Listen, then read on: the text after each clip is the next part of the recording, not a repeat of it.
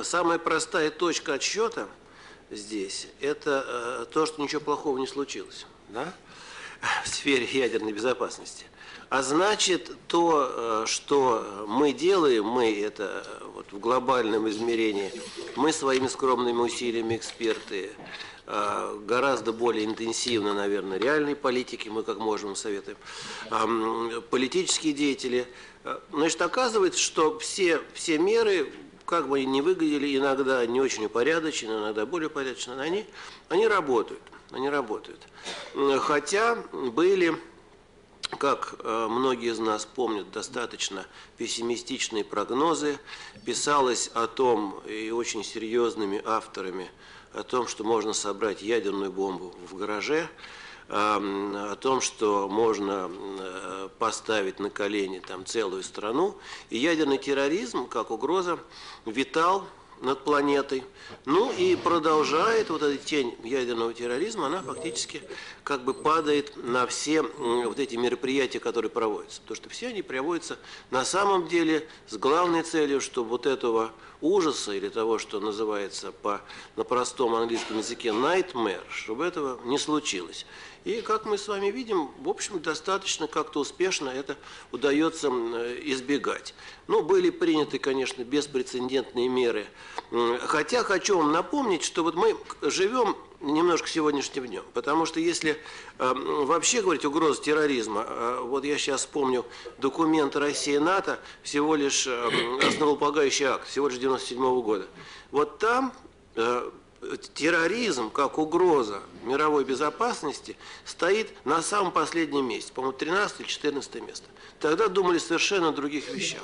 Но настала трагедия сентября 2001 года, и вот тогда это заставило всех встряхнуться, а заодно подумать и о том, еще раз посмотреть, а что же у нас происходит с ядерной безопасностью. Посмотрели, договорились о проведении саммита, встречи разного уровня, приняли разные программы, они действуют, работают, там глобальные инициативы, конвенции принимаются. На самом деле все делается достаточно активно и, как мы видим, достаточно эффективно. И я надеюсь, что вот эта эффективность, она и дальше будет, эффективность и удача, я бы сказал, будет нам сопутствовать. И ничего страшного с нами не произойдет в ядерной области. Я хочу подчеркнуть, что процесс вот этого ядерного саммита, он на самом деле повестку дня устанавливает. И саммит 2010 года создал контекст,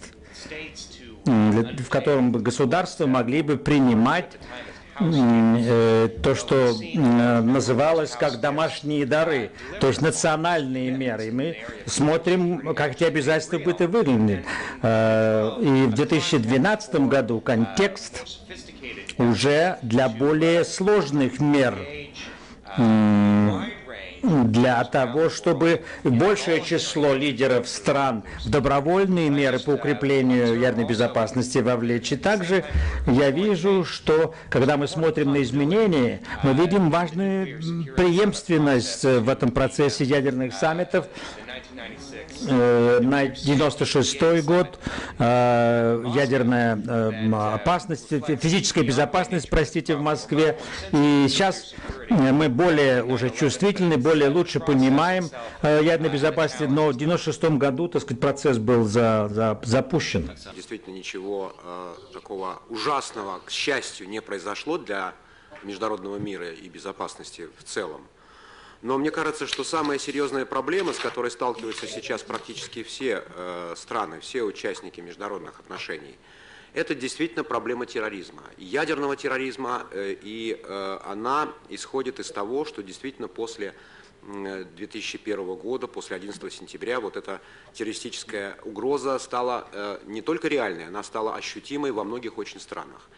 Я не хочу сейчас перечислять какие-то конкретные страны, потому что, в общем, экспертам они достаточно известны, где проблемы ощущаются с ядерной безопасностью, безопасностью ядерных материалов, безопасностью ядерных установок. Но уже отрадно, что вот на саммите в 2010 году руководители этих стран участвовали, ну, может быть, за исключением Ирана, участвовали в этом саммите, и они приняли приглашение, насколько я знаю, приехать на саммит 2012 года, который вот-вот состоится.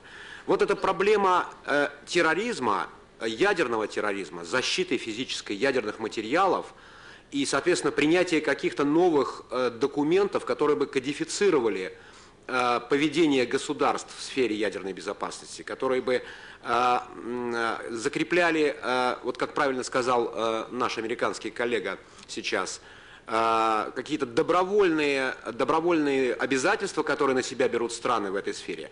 Мне кажется, вот это вот сейчас основная проблема, и, наверное, я так полагаю, что на этом саммите новом 2012 года это будет очень серьезным образом рассмотрено.